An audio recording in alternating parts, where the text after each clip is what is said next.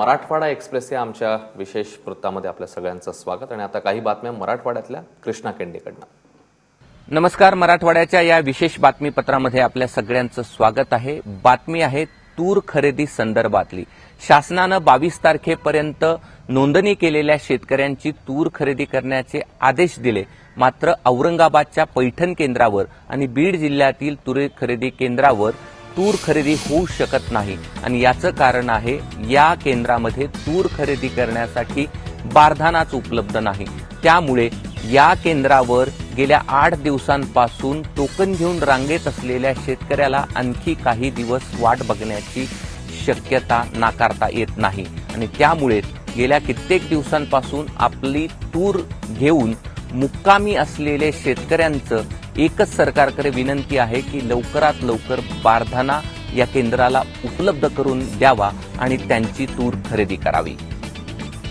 Latur express ही बिदरपर्यंत सोडण्याचा निर्णय railway बोर्डाने घेतलेला आहे आणि याच रेल्वे बोर्डाच्या निर्णयाला औरंगाबाद खंडपीठामध्ये आव्हान देण्यात आले आहे। फैयाज पटेल यांनी एक याचिका औरंगाबाद खंडपीठामध्ये दाखल केली आहे आणि या याचिकेमध्ये लातूर एक्सप्रेस ही रेल्वे बिदरपर्यंत सोडण्यात येऊ नये असं म्हटलंय।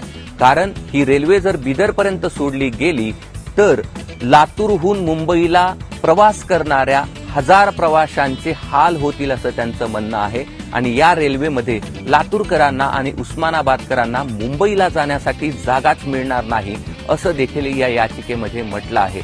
या याचिकेची सुनावणी पुढील आठवड्यात होणार आहे, मात्र या याचिकेचा काय निर्णय लागतो याकडे उस्मानाबादकर आणि लातूरकरांचं लक्ष वेधलंय।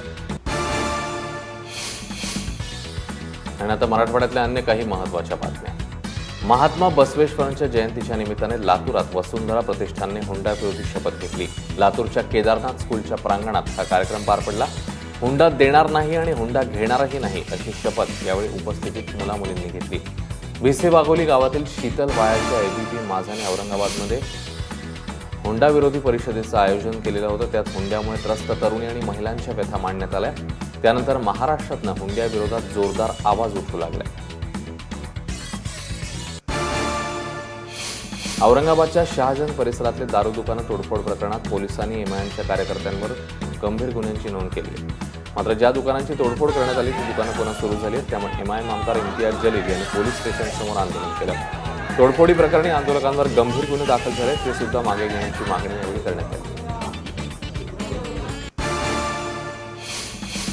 एकीकडे बाहुबली 2चा शो बघण्यासाठी लोक 4000 मोजायलाही तयार आहेत, मात्र राज्यात अशी एक थिएटर आहे की जिथे बाहुबली 2चं तिकीट फक्त 50 रुपये। 50 रुपयात बाहुबली बघण्यासाठी मात्र तुम्हाला उस्मानाबादच्या तेरमधल्या जत्रेत जावं लागेल, कारण तिथल्या टूर टॉकीजमध्ये बाहुबली 2चा शो दाखवण्यात येतो।